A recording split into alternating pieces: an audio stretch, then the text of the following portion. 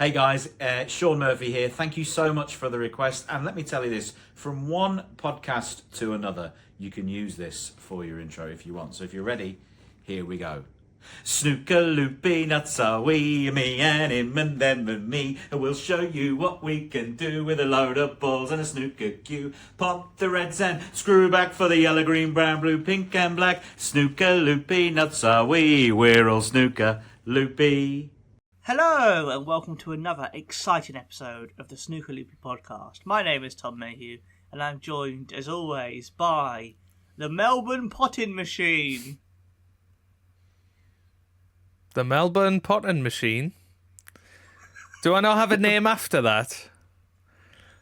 Joe Hannah! Thank you. Thank you very much, Tom. Good evening, Hazel. Good evening, everybody at home. And yeah, another podcast comes by, and yeah, it's been a little bit of fun trying to schedule this one in, hasn't it, Tom? We've been all over the place with this. I think this is possibly our fourth attempt at recording this, I think. Yeah, we were supposed to have done it last week, and then Joe turned up for the podcast at 1, I turned up at 5, and we can do a lot of things with this podcast, but what we can't do is time travel while recording. Yeah, no, absolutely. But, well, I mean, we've got the Masters to talk about, of course, but how are you, Tom? Have you been enjoying the snooker over the last few weeks? It's been good. I thought the Masters was a fantastic tournament. I think everyone kind of... It doesn't always happen, but I think the majority of players really turn up and played good. Well, apart from obviously Ronnie, who didn't turn up, but everyone else who was there played good, decent snooker. Do you know what I mean? I thought it was a really good showcase of the sport. It wasn't really predictable. There was a few sort of surprises, a few shocks, and. Well, we'll see how predictable it was when we look back at our predictions, Tom. As I said, it wasn't very predictable. That's what He's getting his excuses in early. I mean, yeah, obviously you touched on it there about Ronnie. That was the big news going into the tournament. Typically, we'd recorded our preview podcast and Ronnie withdrew on the morning after. So all of our preview podcast, we were talking about Ronnie as if he was still in the tournament, but these things happen. Neil Robertson obviously took his place and did a good job actually against John Higgins in that first match. I don't know if you remember it, but that's what we were doing. We were just us rescheduling was just being like Ronnie. Do you know what I mean? And yeah. On the first recording day, it was like, oh, I can't record because I'm not very well. It was just us doing a tribute to the great man. That's all we were doing. Yeah, absolutely. But John Higgins was 5-1 up in that match, Tom. And Neil Robertson came back to win 6-5. And I mean, what a way to start the tournament. And I think it really did set off the sort of precedent of the tournament. There was lots of close matches and some big performances from big players. I think that there was very few shocks in the tournament, I would say. Which, and I know at the Masters you don't really get them because there's 16 players, but you still had, you know, the likes of Chris Wakelin in there, who if they got very far in the tournament, that would have maybe been seen as a shock. But I think although it was maybe unpredictable, it kind of went by the form book in most matches that you were looking at. Yeah, I would say so. I mean, I think strangely, I think Chris Wakelin was probably the informed player, but he was probably against Brissell, yeah. Exactly, yeah.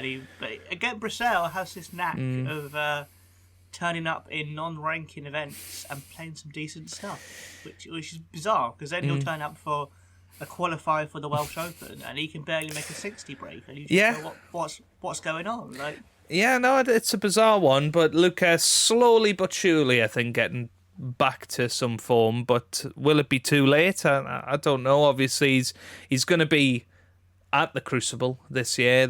And if he wins one match, essentially, it'll save his tour card. So I guess that's kind of what he has to hope for, because he's not going to be in any of the Players' tournaments unless he wins the Welsh Open. I don't think there's any other tournaments that he's currently qualified for that before the Worlds, really. So he's got that coming up. Has to do well in the Welsh Open and has to do well in the World Championship if he wants to stay on the tour. You would imagine.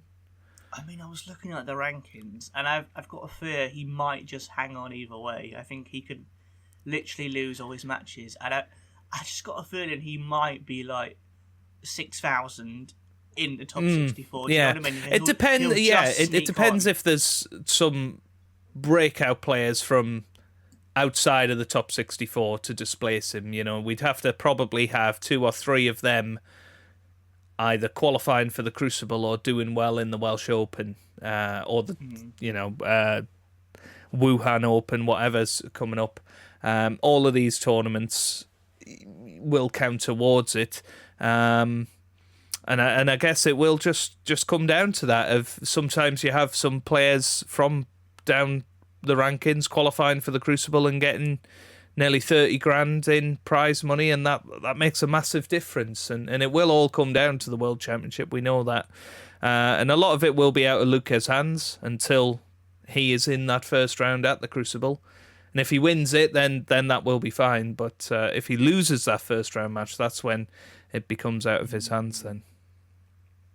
I mean, even if he does just cling on, it would still be very embarrassing, I think.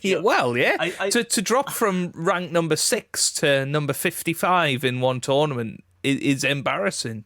And it 2 will... years after you're 2 years after you're world champion and you're ranked 55. And it'll take a lot of work to get back up there, because obviously it affects who you come up against in the opening rounds. You know, we forget that he's been ranked in the top 5 and he's still losing in the first round typically. So if you start putting him up against players of, ranked in the 40s and the 30s, for instance, maybe he's going to struggle to get results. But this happened a few years ago. He obviously won the China Championship, I think, in about 2017, and then didn't do anything for a couple of years. Ended up in the 40s and 50s of the world rankings. So he's done it before, and then made his meteoric rise up the rankings to win the World Championship, and he could do it again. He's obviously young enough. It just depends. I don't know whether if Luca Bracel drops off the tour and doesn't get offered a invitational tour card, do you think Luca Bracel would turn up for Q School? Do you think he would bother, or do you think he would just move on with his life? I think he'd take a break at least from sport. I think he would probably, do you know what I mean? Again, I think I said at some point in a previous podcast, he's got a bit of a Nico Rosberg vibe. A bit of a James Hunt. Do you know what I mean? I feel like he's reached the pinnacle, and now he doesn't look like he's got anything to prove. I mean, even when he won the World Championship, he wasn't practicing apparently. So and he keeps going on about wanting to be a racing car driver or something, doesn't he? So I'm like, are you just going to do that instead? He might do. And it's interesting because I think, obviously, we had Luca Bracel winning his first World Championship, and then we've had Kyron Wilson win his first World Championship, and they've took completely opposite paths, I think, in terms of their World Championship winning season. Kyron's obviously had a really poor season last year, ended up winning the World Championship, and he's come into this season as just a different animal, really. And I mean, as we're recording this, the German Masters are on, and he's in another semi-final. It doesn't seem a tournament goes by without Kyron in the latter stages now, which is good to see. And of course, he did have a good run to the final of the Masters. There was that match against Judd Trump where he came from behind to beat Judd, which is sort of the reverse of what happened in the UK Championship. Well, I wonder whether Kyron has actually... I think he would do it anyway, because I think he's the kind of player who's just got a really strong work ethic and wants to prove himself, especially as someone who wasn't a ranking winner when he was 20. Do you know what I mean? Players like that maybe have a different work ethic. And I wonder whether part of the reason he's really kicked on is because he saw what not to do by Luca Bracel. Yeah, and he went, possibly. I don't want that to be me. I want to do better because amongst the snooker kind of tour, there must be other players who look at Bracel and kind of feel like you've thrown it away a bit. Like you've reached a pedestal, and you'll get those opportunities off the back of that. Yeah. Why are you mucking around and not taking it? Because it's a bit like someone who wins the X Factor or something. You expect them to really work hard and put together a good album and release it. But if they turn up and went, no, I don't want to record a song today, you'd go, but you've been given this platform. I know you've earned it, but you're on that platform and you're not really taking advantage of it. Yeah. And you're not. Yeah. Are you saying that Luca Bracel is the Matt Cardle of the snooker world? Is that what's happening? I'm absolutely saying Luca Bracel is the Matt Cardle of the snooker world, and when we collide, mate, do you know what I mean? Where's Kyron Wilson is the Leona Lewis of the X Factor world, you know? Now I've got an image of Kyron Wilson in a lovely svelte gold dress, which I wasn't expecting to have. You know what? He did have some interesting outfits for the Masters, so it wouldn't surprise me if that's his next step. We've seen Shaun Murphy in sparkles. Maybe we now need to see Kyron Wilson in a nice Shirley Bassey dress going forward. Who knows? But and just on the back of Luca Bracel, I think, as you say, there's a real danger of him sort of throwing away almost his legacy, if you like. You know, if we're thinking of pointless answers for world champions, you've currently got the likes of Graham Dott, probably. I'm not, because he sort of won it out of the blue, even though he won 3 World Championship finals, or got to 3 World Championship finals. He's not somebody that you would immediately think of as a world champion, and I think Luca Bracel could be that in 15, 20 years. You go, oh God, he won it in 2023. But I don't know. Well, only time will tell, and we'll see how it goes. As we say, there hasn't really been a world champion that's dropped off the tour ever, other than through retirement. So we'll see how that all pans out. Obviously, Graham Dott himself is actually in a bit of trouble in terms of tour survival. That would be a sad one if he was to drop off. Obviously, Ken has dropped off, but is continually being given a sort of Legends Tour card, and I'm not sure whether Bracel or Graham Dott are quite at Ken levels of legendary status, shall we say, even though they've got the same number of world titles. But yeah, it'll be interesting going forward the rest of the season. But was there any? Obviously, we'll talk about the winner in a bit. But was there anybody else in the Masters that sort of took you? Interest, I guess, in watching their progress?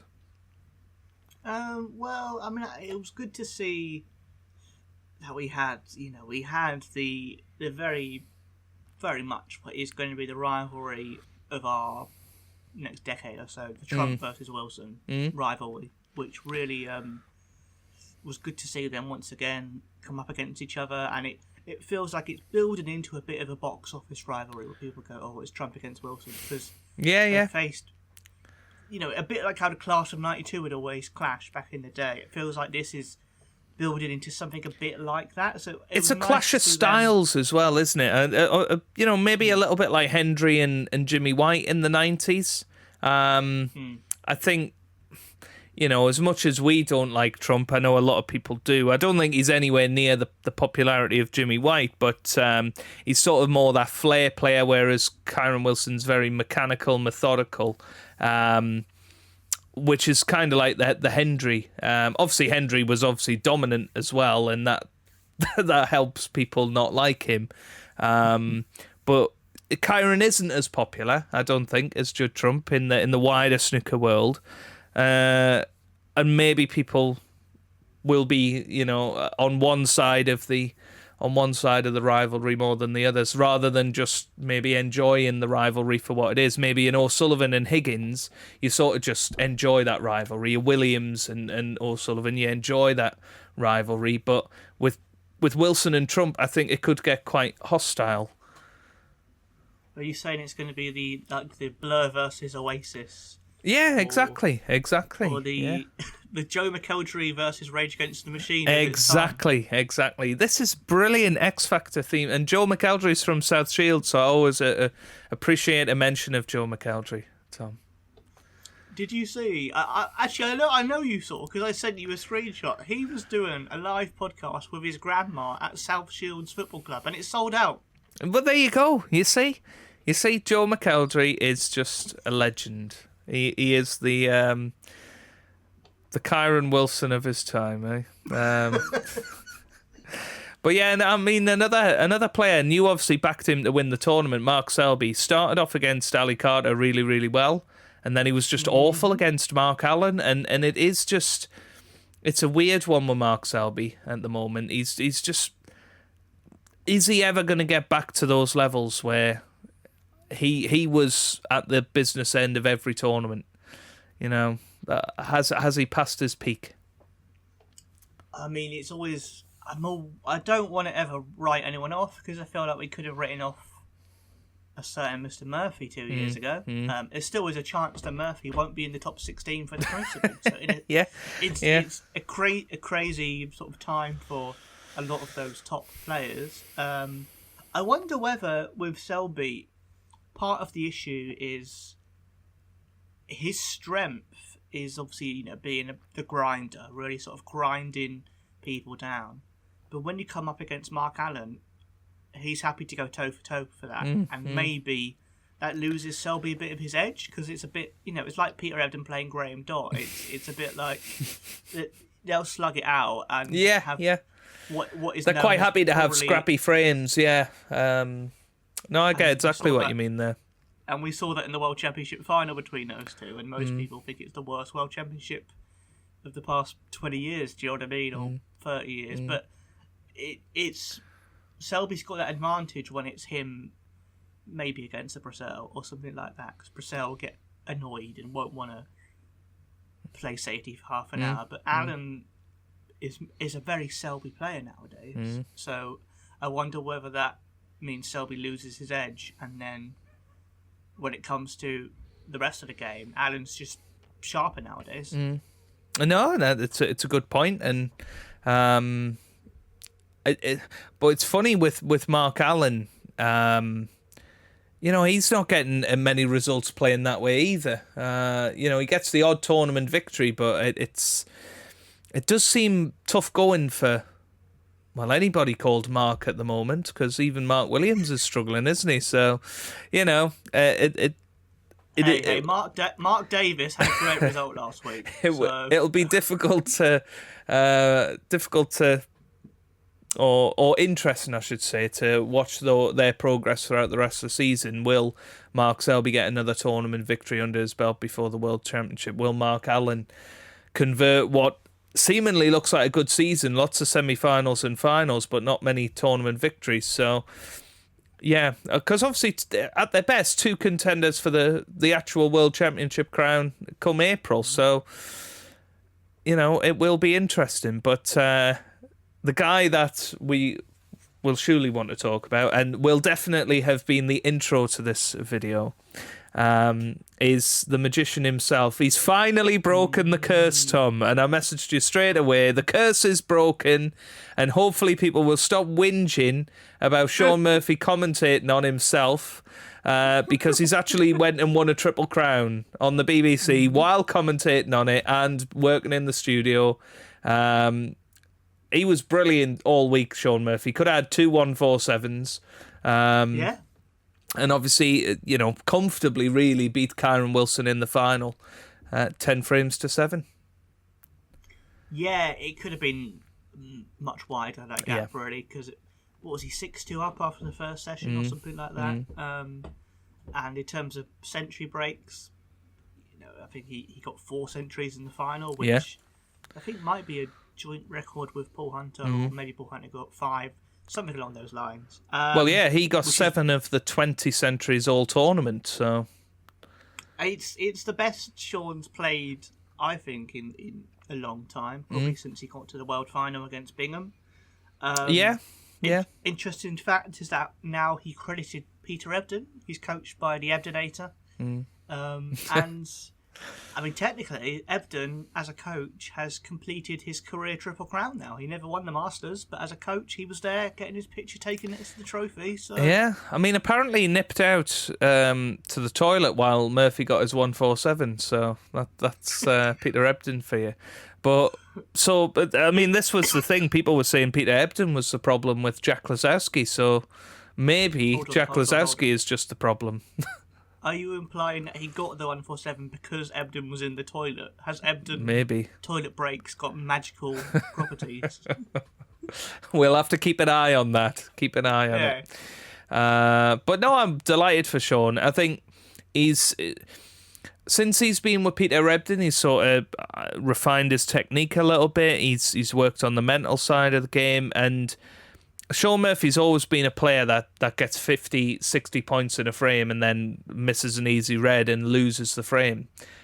Whereas this tournament, he was just super focused, and I think actually his talent just came through in the end. And, you know, instead of getting 50s and 60s, he was getting 70s and 80s and centuries, and that's why he was so successful. I mean, every match he played in, he won very comfortably in the end. He wasn't really tested. He was 4-0 up against Gary Wilson in his opening round match. It did come back to 4-3, but since then, really, he just charged on and won the whole thing. As I say, fairly comfortably. Didn't really have to go up a gear, if you like. He just sort of coasted to the finish, which I think is a pretty ominous sign for the rest of the season. Obviously, he went out in a decider of the last 16 of the German Masters against Yuan Xijun, who then went on to beat Neil Robertson. So, yeah, I think Shaun's playing well, and typically when Shaun wins a tournament, he then goes and wins another couple very quickly, doesn't he?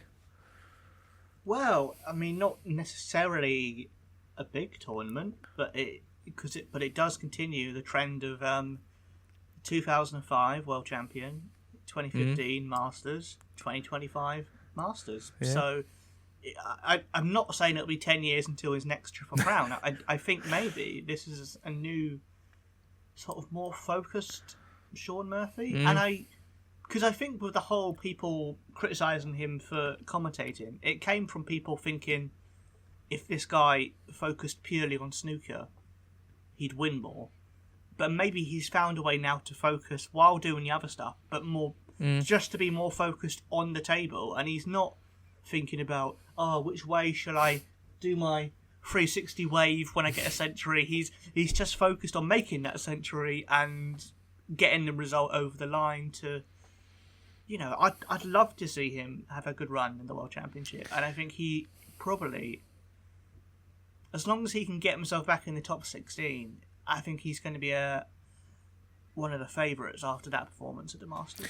Yeah, I mean, it all depends on where he is in that 16, because if he is 16th and squeaks into the qualifiers, then he'd be coming up against Kyron Wilson in the last 16, and that would be a huge match, wouldn't it?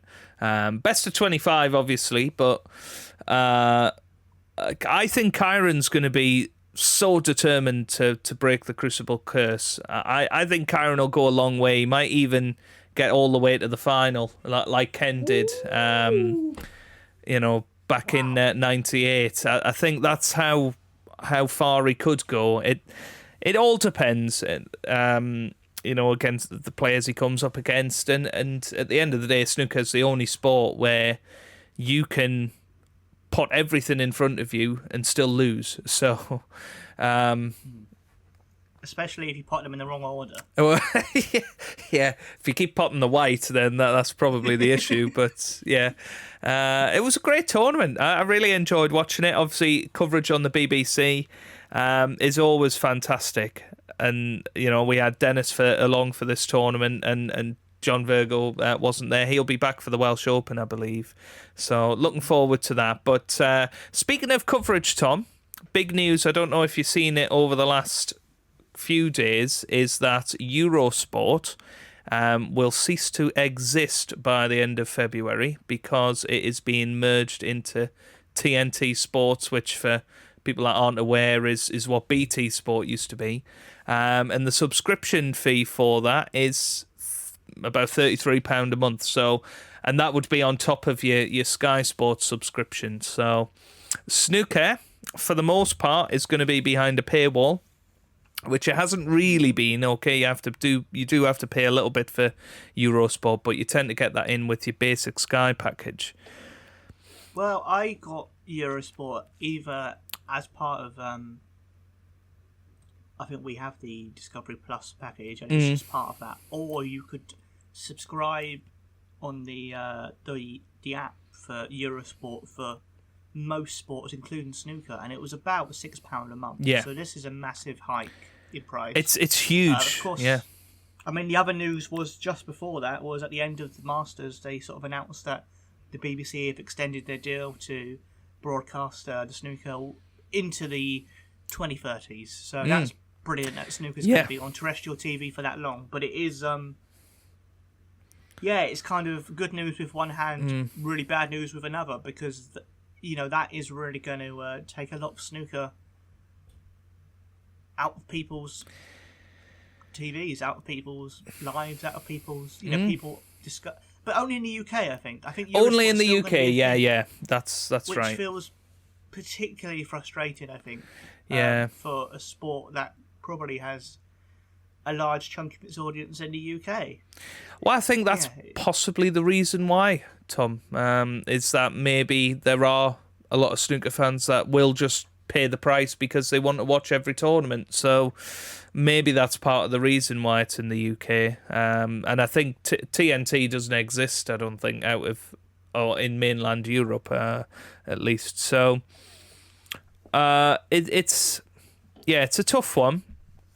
Obviously, most tournaments will now be behind a paywall, which has not really been, or a huge paywall, a sort of Premier League style paywall, which I don't think we ever thought snooker would get to that. But MotoGP and F1, they're behind paywalls. People still are interested in those sports. For snooker, I think it could work one or two ways. I think it could give it a little bit more of a platform on one of these channels if it is, going up against the Premier League, for instance, when tournaments are on. Then I suppose that's a good thing that it's getting promotion from people that are watching Premier League matches. The problem for me is that I think snooker is going to take much more of a back seat. A little bit like it does on the BBC sometimes when it is put onto BBC 4 because they've got other sport on, or they've got Flog It coming on. Hey, Joe, that Flog It repeat from 2019 isn't going to watch itself. So. Exactly. So I think it could actually be a massive negative on the amount of snooker that is covered, because already on Eurosport they only show one table. You can't get the other tables on Eurosport, and when that table finishes, that is it for the coverage. It's not like with the BBC where they have two tables, full coverage on the app wherever you want. That is going to be interesting. But on the back of the BBC announcement, does that potentially mean that the World Championship is going to stay in the UK at least until 2032? Because I can't see the BBC taking their team out to Saudi Arabia or wherever to do that. Well, I saw a very interesting thing someone posted, and it was only someone I think posted on Reddit or something like that, and they said apparently that there's been some sort of report where WST have tried to, sell it to Saudi Arabia or sell it to China, and they don't want it. And I think that's really embarrassing for the sport if Barry Hearn's be doing all this peacocking, all this, oh, we're going to sell it for the best price, we're going to blah, blah, blah. And they just go, no, we've got our own tournaments, we don't want it. And I think if that's the case, that is just a bit humiliating, I think, for WST and the sport. And I wouldn't be surprised, really, because I know... Because really, you think about Saudi Arabia, and they don't have WrestleMania. They have their own events in wrestling, for example. Do you know what I mean? They don't tend to go, we want to take your big thing, apart from the World Cup, obviously, but that's that isn't already an international tournament that does change location every 4 years, so... Yeah, so I feel they may have made a bit of a misstep, and they might have to come crawling back to Sheffield a little bit. Well, I get what you're saying. I noticed at this tournament in particular, at the Masters, I've never really heard as much hype about Alexandra Palace as I have this time, about how great the venue is and how many people they can fit in and how it's the best atmosphere and the best venue to play in. And I just thought, is there a little bit of teeing up here of moving the World Championship to Alexandra Palace? And I don't know if I would be mad about that. Obviously, I'm the Crucible till I die. I want the World Championship at the Crucible forever. But if it had to move, if a tornado hit the Crucible that wasn't Tony Drago, and it was no longer usable. It shows how much this podcast messes with my head that you said a tornado, and immediately I was like Tony Drago with a cue just running up to the Crucible. But yeah, if the Crucible couldn't be used anymore and it had to move, Alexandra Palace seems like a decent shout. And I've seen a couple of suggestions of, well, could you play the Masters at the at the Crucible, and could you play the World Championship at Ali Pali? Would that be a good compromise? And I guess in a way, yes, because you'd always have the one table set up at the Crucible for the Masters. But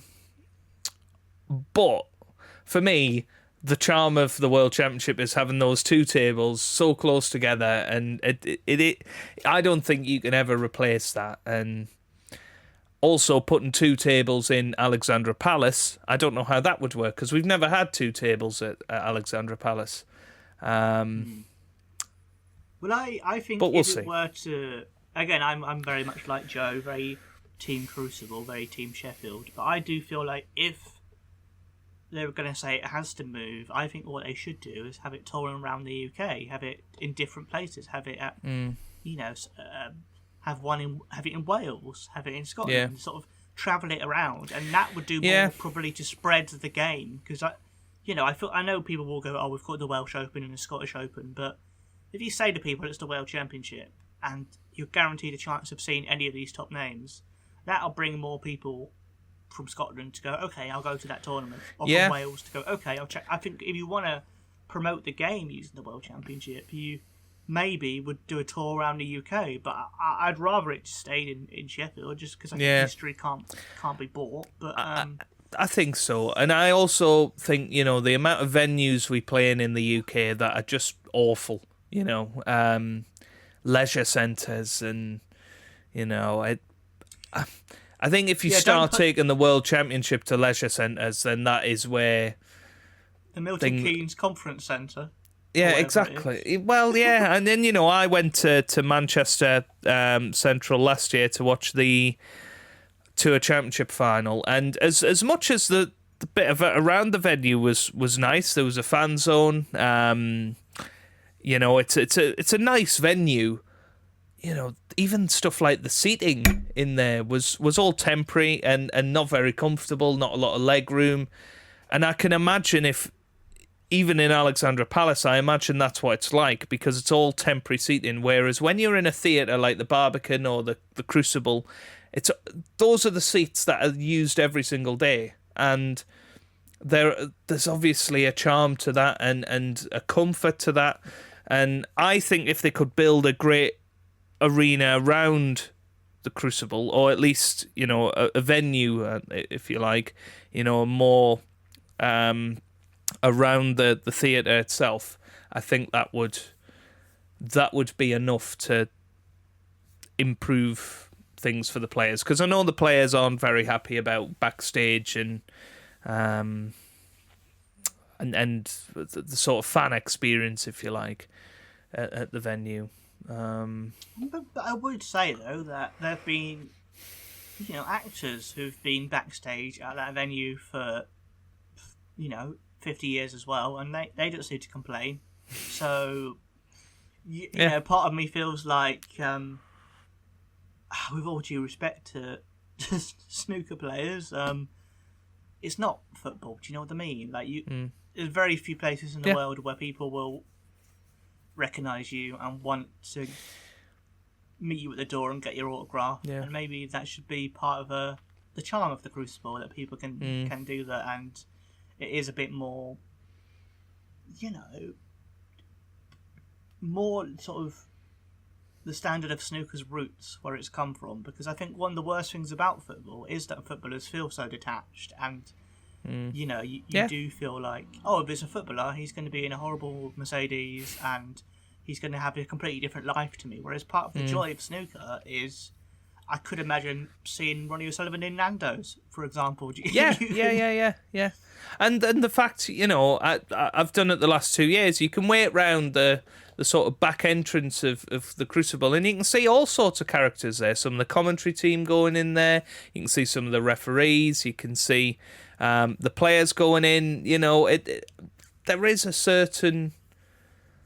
Sorry, I've just got an image of you waiting and going, oh my god, it's Jan Verhaas. It's Jan Verhaas. Well, I did do that a couple of years ago. Jan Verhaas was stood there having a cigarette, and it's like, that's fantastic, but yeah, hopefully it will stay there. I think if I had 3 things that I could keep forever with snooker, it would be the World Championship at the Crucible, it would be John Virgo commentating, and it would be the dress code. Those are the 3 things. As long as those 3 things stay, I would be not a golden ball. You happy. Don't want a golden ball to stay, or I'm not as against the golden ball as other people are, but that would not be in my top 3. No, I agree. I'd want all 3 of those things to stay. I think JV and Dennis should have jobs for life, frankly, and Davis. Do you know what I mean? That team. I know people say about Dennis, oh, he can repeat things, but I just think you can't buy history, and it's that thing where, what was really lovely. We've spoken before about, was it Ronnie's 1000th century, or when Clive Everton was commentating, and it's that thing where you don't want to lose those moments. And I feel like. Well, my worry is if the BBC got rid of Dennis, I don't think anyone else would afford him. Frankly, I reckon Dennis charges big bucks. Do you know what I mean? So... I was really sad that the final 4, or the final mini session of the final, wasn't with Dennis. It was with JP leading the comms instead, and I think that.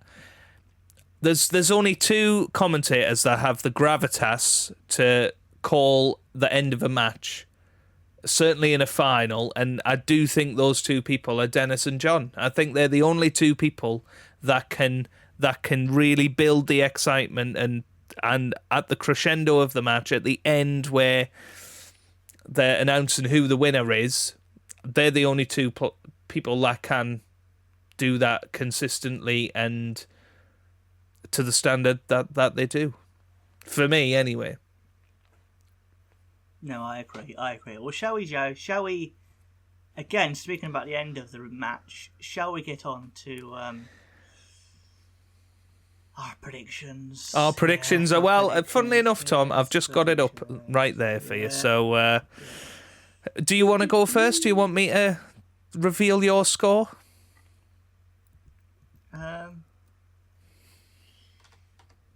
Oh, hold on. Oh, I've just got got a recording from the last podcast. I'll just edit it in. I think Shaun Murphy's definitely going to win.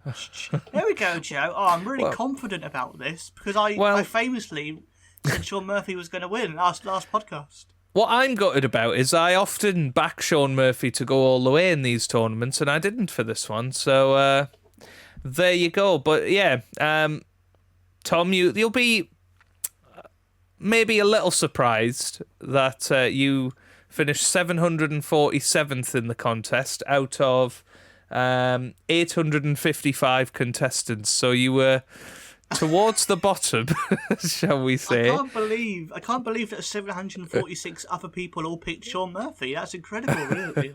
So just to sort of go through it, obviously backing Neil Robertson in the first round. I mean, it all looked great for you after the first round. You had Robertson, Selby, Trump, Ding Junhui and Kyron Wilson. So that was 5 points out of 8 in the first round.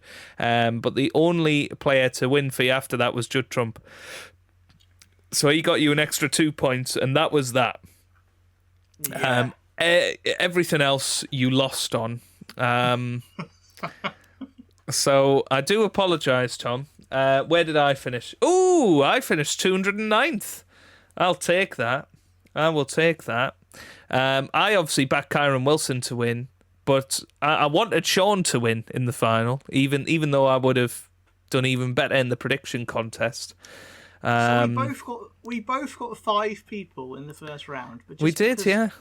And to be fair, we both got Judd Trump. It was just I backed Kyron Wilson. That was the only reason I beat you, Tom. To be fair, was Kyron Wilson. Yeah, so I didn't do that bad. It was just one result. Is it one? 2 results different. Yeah. Kyron, it's yeah. Joe can talk about positions, but really, Joe got 13 points. I got 7. So Joe, it wasn't. You know what I mean? I feel like the true winner was sport. Yeah, there you go. Never trust us with our predictions is what we've learned from all of this. But, Joe, but the winners of the prediction contest, I can see, from the first place is from the Slovak Republic, second is from Sweden, third is from the Slovak Republic, fourth is Greece, and 5 is from the United States. So I think Shaun's got a real worldwide following. Well, that doesn't surprise me. He gets about a bit, does that, Shaun? Someone from Hungary said he was going to win. Do you think that was Reveshk, the player he made the 147 against? It could be. Speaking of fun things, shall we cue the laughter? Because it's related to the Masters today.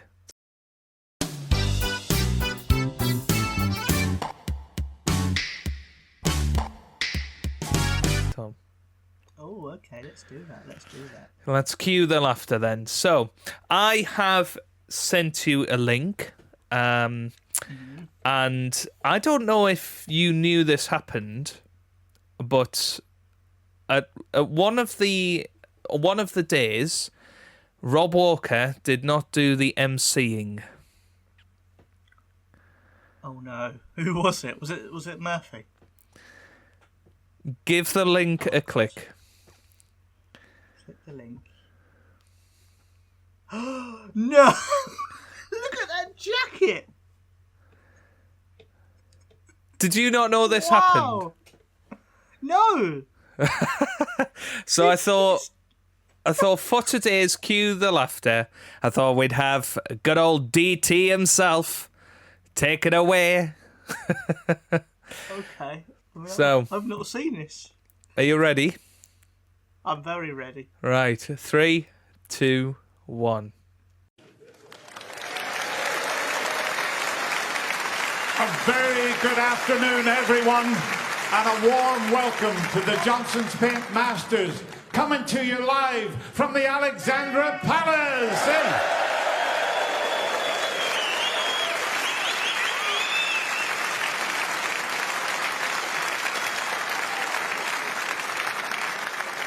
And welcome the first player into the arena. Would you give a big, huge welcome to the 3 times UK champion. He's the 2011 Masters champion. He's the greatest ever player from China. Enter the dragon, Ding Junhui.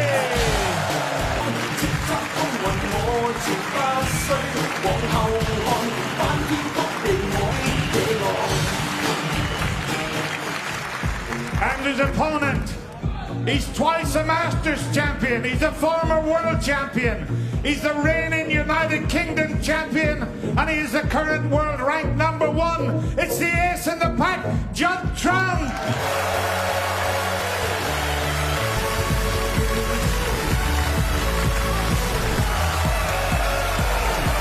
Well, there you go, Tom. There you go. I was hoping you hadn't seen it because I really wanted you to have that experience of that I did of seeing that. I mean, that was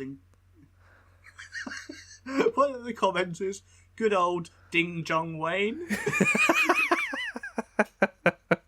Ding John Way! Looks like Rob Walker could be out of a job. Fair dues to Dennis, a thoroughly professional effort. Well, there you go. There you go. Yeah, I know. I did see some comments saying he's better at emceeing than commentating. So I think he's. I mean, I love his jacket is exceptional, and he really goes for it. He does. He really goes. I don't think his heart would take a lot more of doing that. I've got to be honest. That was my worry. I did feel like he might have collapsed if he had to announce 2 more players. And over on table 1.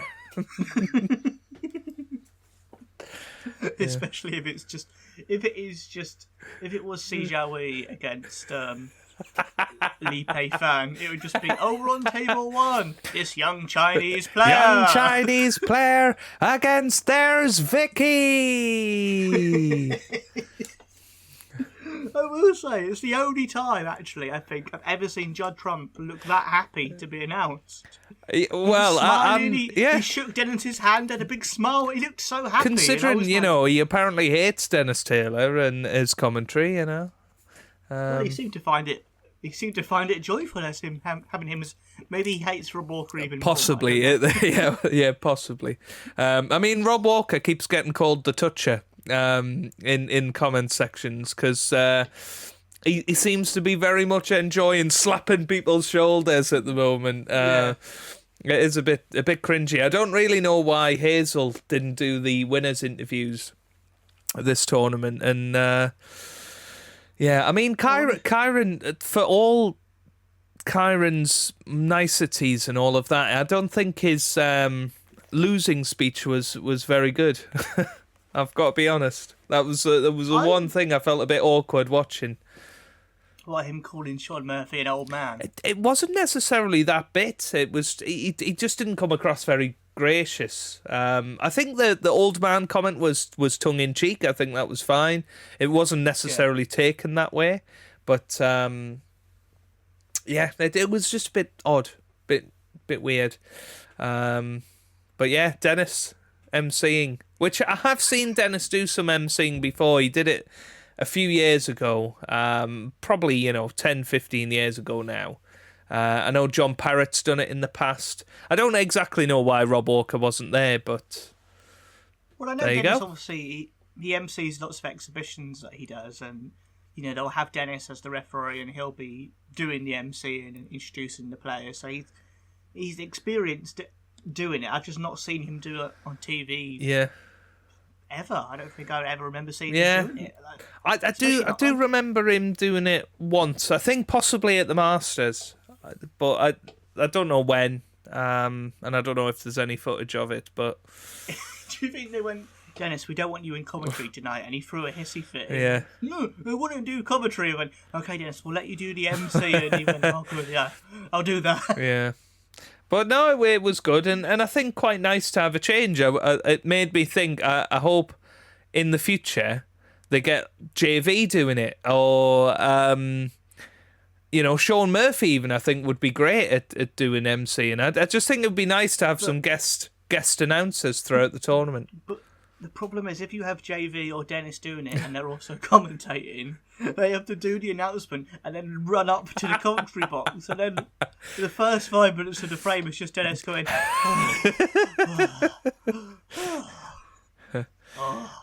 I'm Good tired, evening, Hazel.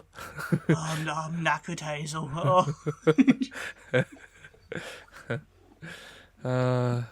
There you go. But no, I'm glad that was the first time you've seen it, Tom. So there you go. That was an absolute treat, mate. I loved it. I absolutely loved it. I was thinking in my head, is it going to be Shaun Murphy, or is he going to announce himself and go Shaun Murphy and then run up the stairs and run back down? Do the 360 Smurf, as they call it, Or I was thinking it could be Alan Taylor or someone weird like that. Maybe, I don't know, because he does MC, I think. But that was wicked. Thank you, man. There you go. Should we do our other regular segment of Cue the Music?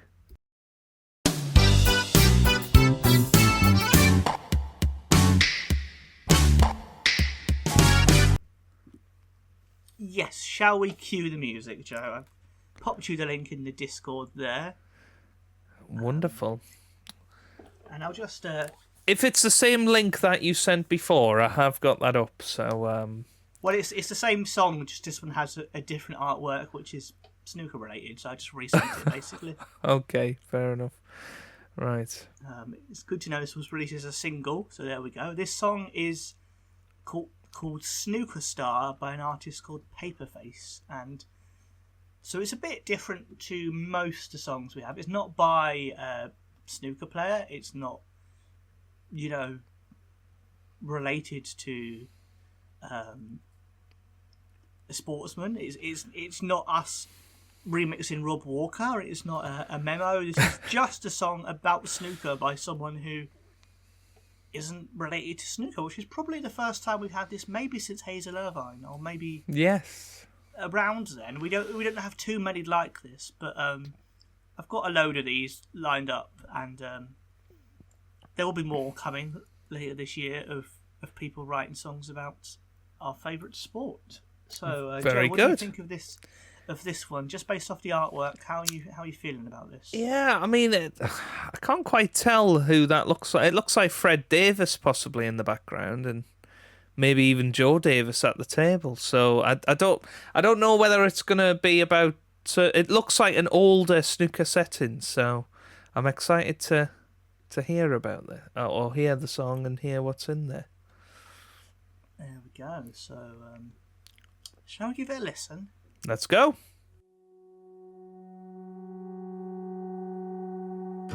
I'd like to change the way you play, make you famous one day, 'cause I know you are a snooker star in the making. There's no mistaking a snooker ball, impossible. A dusty light, you get it right, because you are a snooker star. A waiting car, the nervous loves and autographs. I know you are a snooker star.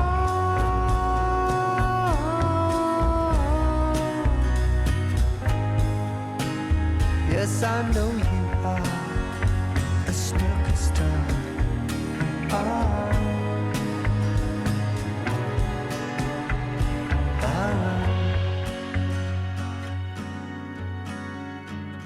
We'll buy you suits in Savile Row, the kind they wear on TV shows. No more cheap pubs or dingy clubs. Believe me, boy, you'll bring so much joy. I know you are a snooker star.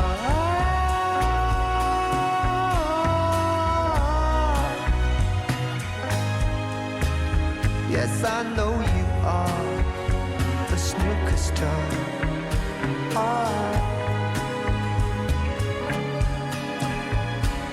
The snooker star.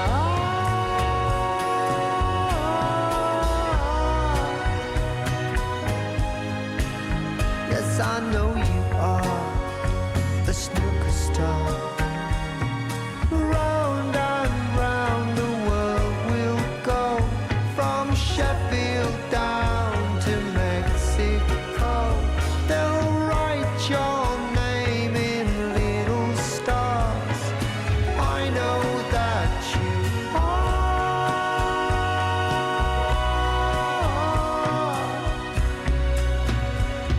a snooker star.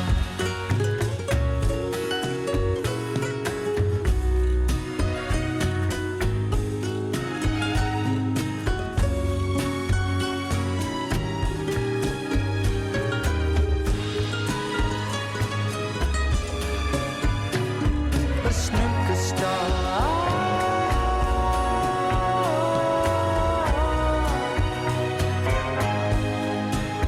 Yes, I know you are the snooker star.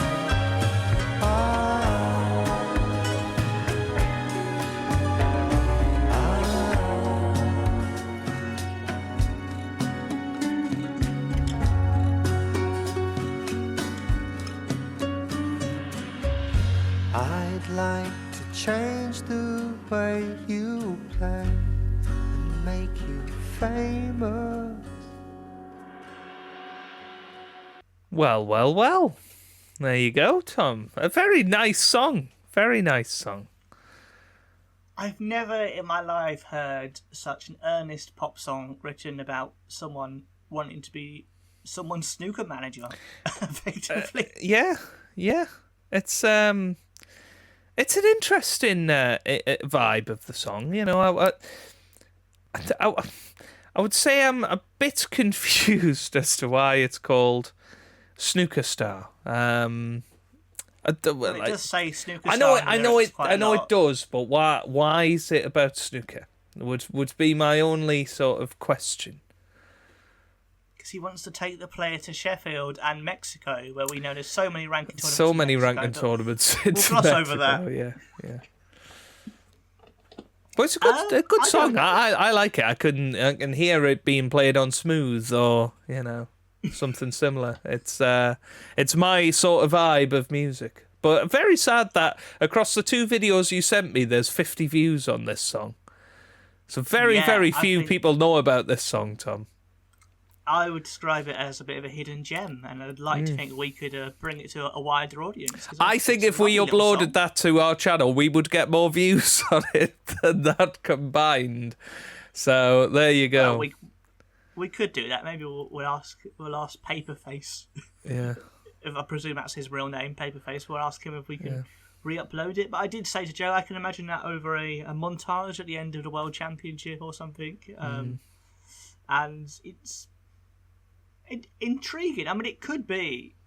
I could imagine, Joe, your hero Gary Barlow singing this. Oh well, that would change things if it was Big Gaz on the vocals there. Or Matt Cardle, one of the two. Or Matt Cardle, or Joe McElderry, Leonie Lewis. Steve Brookstein, is that another one there? Yeah. That is a name I was not expecting to.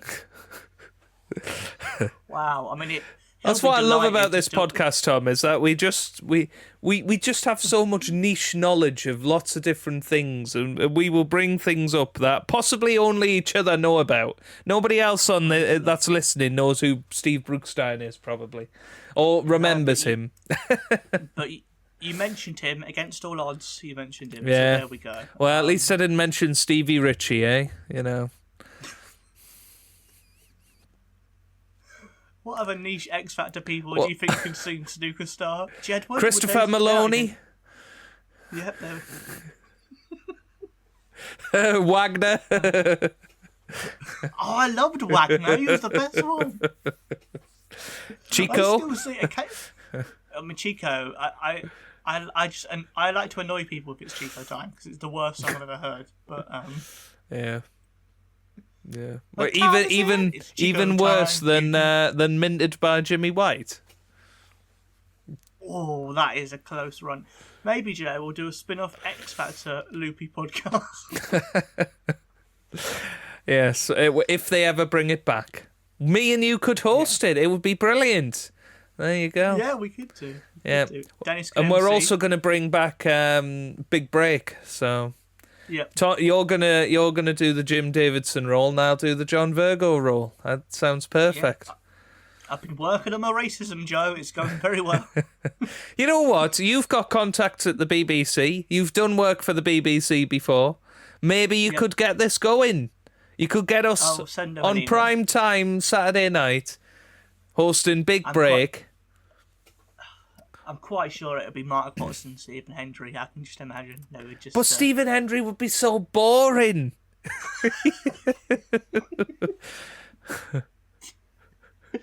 Well, the listeners of the Snooker Club, his podcast, don't think that, do they? Clearly, so. Have you ever met anybody that's listened to that podcast, Tom? Because I know I haven't. Anyway, go on. Back to the song, Joe. Back to Snooker Star, because we need to discuss this. Well, Stop burning bridges. Is that what you're saying? Yeah. Oh, they're long burnt, Joe. They're burnt to the floor. There you I'll kick off the ratings. It's a very nice song. I just would like a little bit more of a snooker reference in there than Sheffield. So I'm gonna give it a 6.5 is what I'm gonna give it, Ooh, which is probably quite low, but yeah. One of the few songs we've had on the podcast where someone seems to have genuine musical talent, and Joe goes, "No, where's Dennis Taylor in the middle of this?" Going, God, Well, the way I always pitch these things is it as good as Everlasting Love? And if it's not, then you know it can't feature any more than a 7 for me. how much would you give this song if it was sung by Joe Johnson? I mean, it would probably be at least a 9.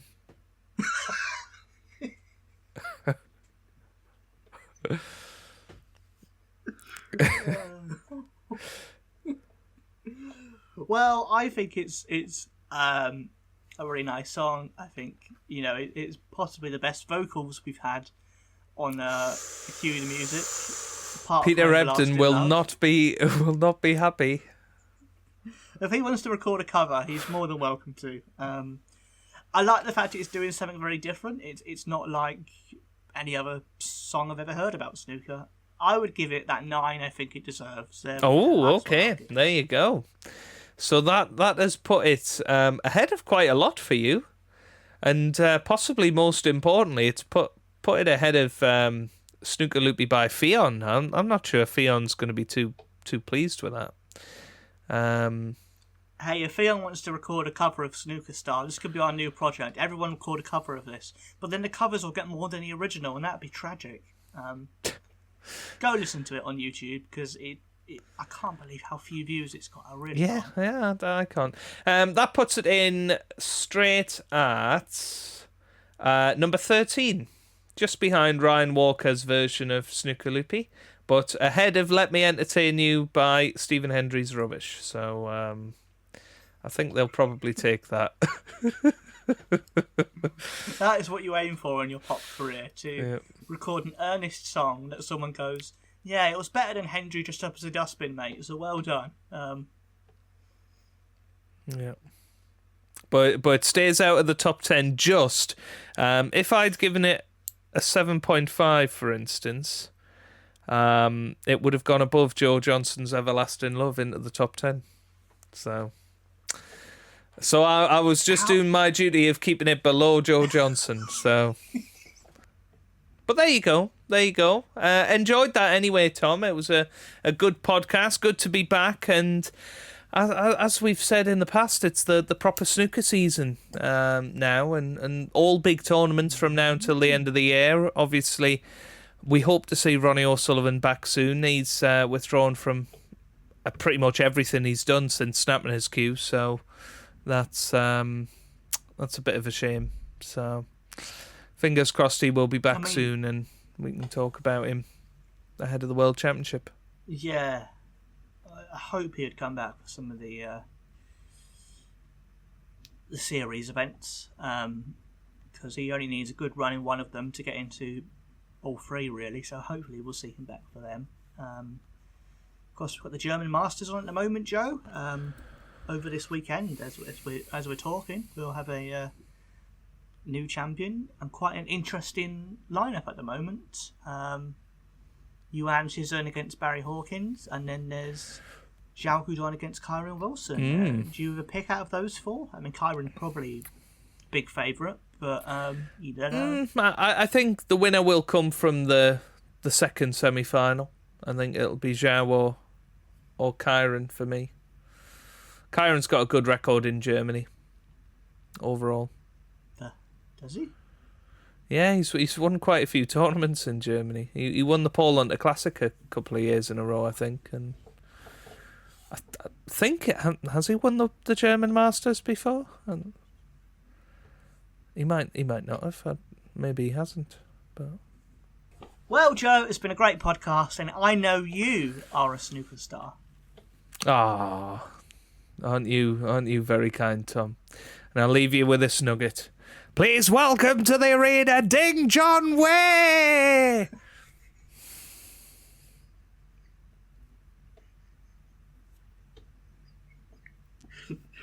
It's like he's in the room. All I need is a sparkly jacket, eh? Next podcast, mate. We'll get you one. Yes. We'll see you next time, folks.